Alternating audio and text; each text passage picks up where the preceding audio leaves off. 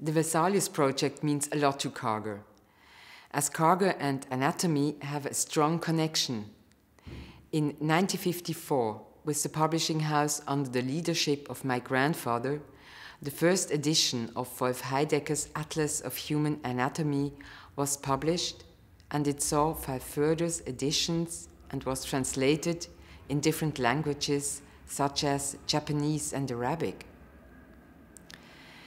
A book review states on this atlas that the impressive anatomical drawings remain the heart of the work, much like Vesalius' Fabrica. The founder of our publishing house, my great-grandfather Samuel Karger, already put tremendous emphasis on the high quality of our product, which allowed Karger publishers then as now to be the ideal partner for ambitious authors and editors such as Dan Garrison and Malcolm Hust. Karger Publishers, with over 250 employees worldwide, is the reliable partner at every stage in the creation and dissemination of biomedical content for almost 125 years. Yet Karger is more adaptable and open than ever to change for the better, while still remaining true to tradition. The new Fabrica also strives to respect the tradition of Vesalius' brilliant work, while innovating to make the book more user-friendly for a modern audience. It's a huge challenge to publish this masterpiece, and one we are very, very proud of.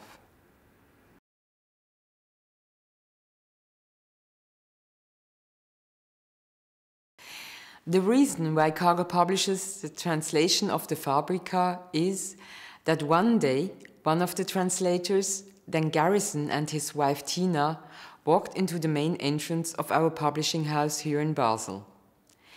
They wanted to speak with someone to whom they could offer a book project.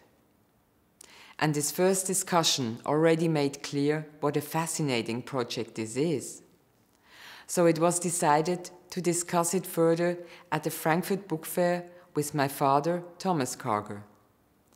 He was excited by the idea on the one hand, but on the other hand, he also knew that such a project could only be realized with a substantial sponsorship. During one of my father's journeys to Kuwait, he mentioned the project to Professor Al-Awadi and Professor Al-Zair, who was then health minister. And the state of Kuwait generously decided to sponsor a significant amount toward the project costs. So we decided to dive into this adventure, and in the meantime, everybody working on this project is somehow positively infected with a kind of Vesalius bug.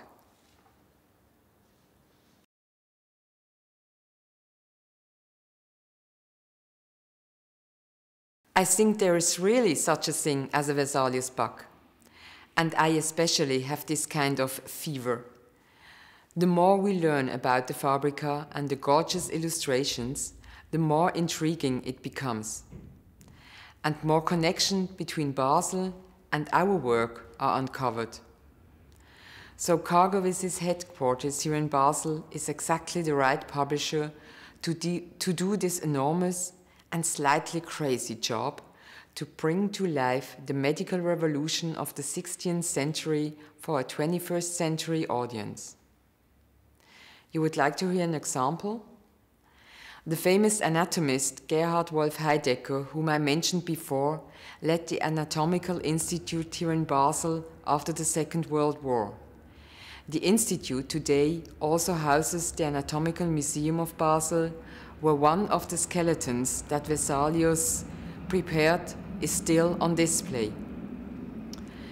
In the history of the University of Basel, which celebrated its 550th anniversary 2 years ago, it is written about Wolf Heidecker that his special interest and love was the history of anatomy.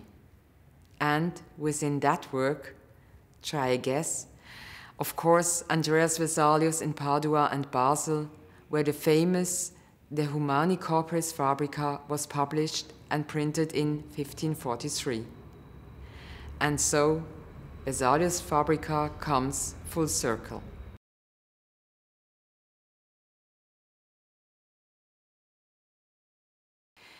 If I could meet Vesalius personally, I would ask him if we do such a good job as we think we do with the translation of it for a modern audience.